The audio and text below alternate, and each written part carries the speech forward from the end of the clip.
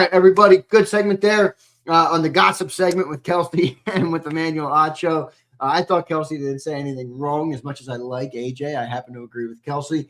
And I thought the Acho thing came off a little odd for him. I didn't think that was a good look. But I digress. John, an interesting topic I wanted to bring up to you. I don't know how much longer or if your phone is in good shape or what. I want to talk about this offense. And I know it's something that pinch me if you've heard that before, right? This West Coast this perceived change of the offense, John, for our next segment is what I want to talk about. And you're bringing Mannion and Grizzard and Mahaffey and all these, younger coaches with the potential of the new change coming to the Eagles offense. And somebody brought up this to me yesterday on a super chat, and I thought it was interesting, and I wanted to get your thought on it. Because we've been wondering, what level of West Coast are they going to run? Is it just going to be, they're going to try and fit a square peg in a round hole here? Or is it going to be a modified version? Are they going to try and build it around their players? And somebody brought this up to me. The Doug Pederson hybrid West Coast offense. If anybody remembers when Doug was hired and he talked about the hybrid West Coast approach, he had some RPOs heavy in there. He had 12 and 13 personnel in there. It was a timing-based system, but it was also quarterback-friendly, and it was also built, to accentuate the talents of your players. John, maybe it sounds a little bit like that's what Sean Mannion and co. need to do with the Eagles. Is that a fair way to look at maybe this is what the Eagles are going to try and do with their version of the West Coast? Well, I hope so. I said that's what people should be rooting for. I think you should be very upset. I mean, that's, I appreciate the super chatter, and I know this is part of Nick Sirianni's problem as a head coach. I do this show every day, basically, and, people hear my voice and probably stop listening at some point because I say the same things. The burden of leadership is repetition. Now, I'm not leading, but the hammer at home. I how many times have I said good coaching is taking advantage of what you have? Now don't hire a scheme, because eventually you're going to have to move off that scheme. And good coaches, and Doug was a good coach here. Yeah, you really want to go. They completely changed late in the season when Carson Wentz got hurt, and Nick Foles had to come in. And again, revisionist history, people forget how bad he was in the regular season, and to the point where Doug said, and he tasked John D. Filippo with that job mainly, it's like, all right, we gotta build this thing around Nick Foles. We got to do what he's comfortable with. One of the things is RPOs, not and really more zone reads in the case of Nick Foles, because you don't have the running option factored in, but same mechanics, and a lot of quick stuff, and a lot of and obviously the rest is history. And they basically remade the whole offense, and it worked. And John got a lot of credit. Unfortunately, he got the offensive coordinator job with Minnesota. He didn't last the season because Mike Zimmer was out there and wanted him to hand the ball off all the time, and John was not happy, and he was not happy. But anyway, yeah, I mean, that's the definition of every good coach. And you saw it this year with Sean McVay. Completely changed because he had to. And I say, there's so many, and I get it because fans are steered that way because I'm on Twitter. I see it all. X.com. Sorry, Elon. You're inundated with, this is what they're going to do. This is what they're going to do. And I'm like, if this is what they're going to do with Sean Mannion sucks. Because as the Larry Karras quote to Nick Sirianni, you don't even know who your players are going to be. Shut up about what you're going to do. You got to build the offense around the personnel you have. Now, again, you can have those foundational concepts, and you should have those foundational concepts of what you want to run in a perfect situation. And you always have that in the back of your mind. If I can get this, this is where I want to be. And this is my belief system. There's nothing wrong with having that. But if you have that belief system and you're going to play it by hook or by crook, no matter who you have, you're a bad football coach. You are a bad football coach.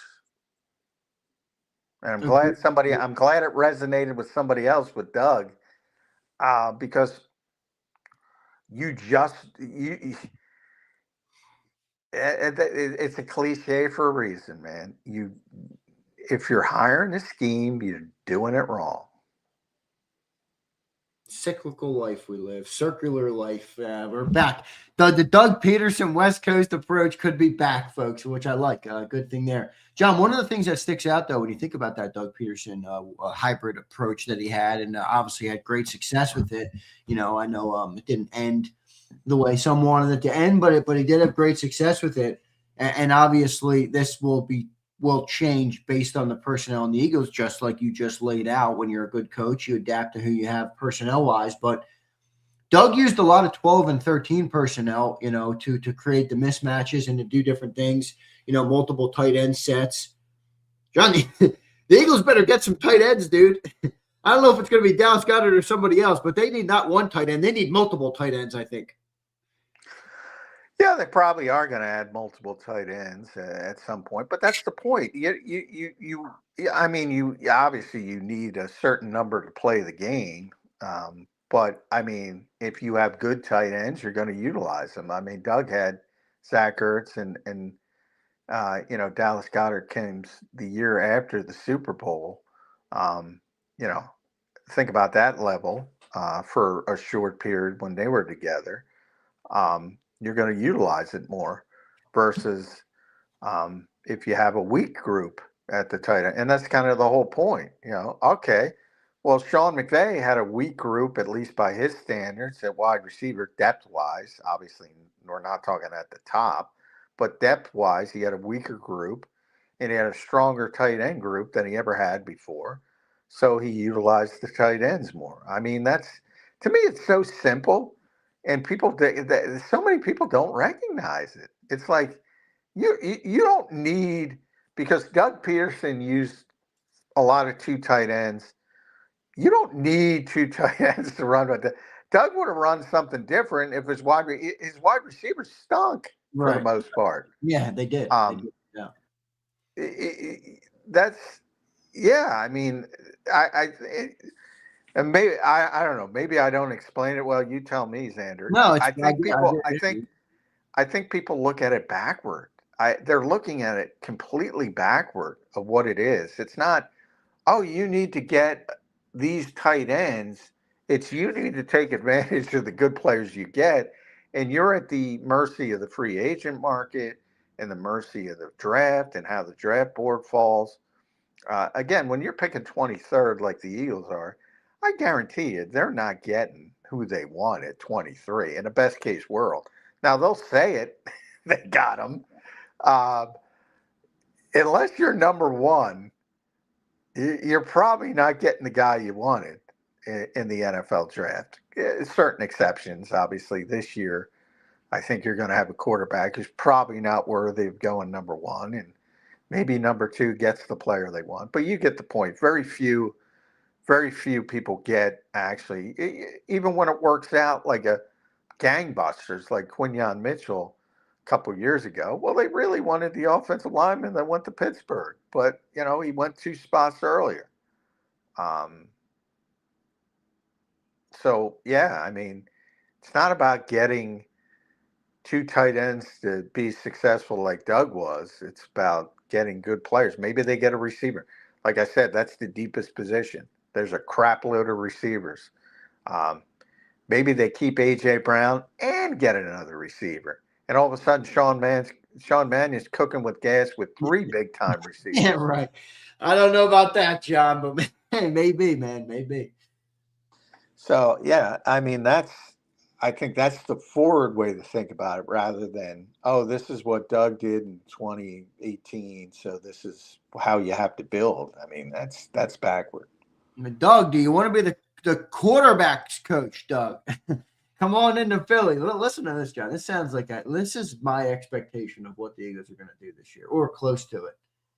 I was reading this last night about Doug after this comment, and I'm like, let me go do some research on that. Doug Pederson blends the traditional West Coast focus on short passing and pacing with the throw deep mentality that was often used by Frank Reich, allowing for a good mix of ball control and explosive plays. I'm like, boy, I think that's what they're going to do this year. Well, the Eagles have always been hyper-focused on explosive plays. I don't think they're going to get rid of that.